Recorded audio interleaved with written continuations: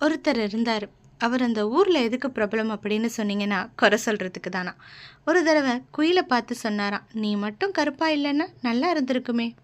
ரோஜா பூவை பார்த்து சொன்னாராம், முட்கள் இல்லைன்னா எவ்வளவு நல்லா இருந்திருக்கும். கடலை பார்த்து சொன்னாராம், நீ உப்பா இல்லைன்னா நல்லா இருந்திருக்குமே அப்படின்னு. அந்த மனிதர் எல்லார்கிட்டேயும் குறைய மட்டுமே பார்க்குறாரு. அப்போ அந்த குயில், ரோஜாப்பூ, கடல் மூன்றும் சேர்ந்து அந்த நபர்கிட்ட சொல்லிச்சான், மனிதா, உன்கிட்ட இந்த குற்றத்தை பார்க்குறோம் குணம் மட்டும் இல்லாமல் இருந்திருந்தா எவ்வளவு நல்லா இருந்திருக்கும் அப்படின்னு. ஆமாம், நம்மக்கிட்ட எவ்வளவோ நிறைகள் இருந்தாலும் நம்மன்னு சொல்ல முடியாது, நம்ம சிலர் என்னவோ பார்க்கறது அந்த குறைகளை மட்டும்தான். குறைகளை விடுத்து இருக்கிற நிறைகளை பார்த்தா கண்டிப்பாக வாழ்க்கை வளமாக தான் இருக்கும்.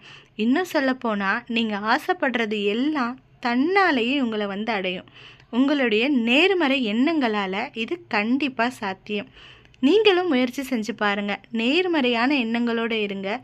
அதோட சக்தி அளப்பரியது. குறை சொல்லிக்கிட்டே இருக்கிறதாலையும் மற்றவங்க கிட்ட இருக்க குறைகளை கண்டுபிடிச்சு அவங்கள காயப்படுத்துறதுனாலையும் எதையுமே நம்மளால் அடைஞ்சிட முடியாது. மாறுதலாக நமக்கு நெருக்கமானவங்களை காயப்படுத்துறதும் நம்மளுடைய நெருங்கிய உறவினர்களையும் நண்பர்களையும் நம்ம காயப்படுத்திக்கிட்டு இருக்கோம். இந்த குறைகளை விட்டுட்டு அவங்க கிட்ட இருக்க நிறைகளையும் நல்ல விஷயங்களும் பேச பேச அன்பு அதிகரிக்கும். அதனால் சந்தோஷமும் அதிகரிக்கும்.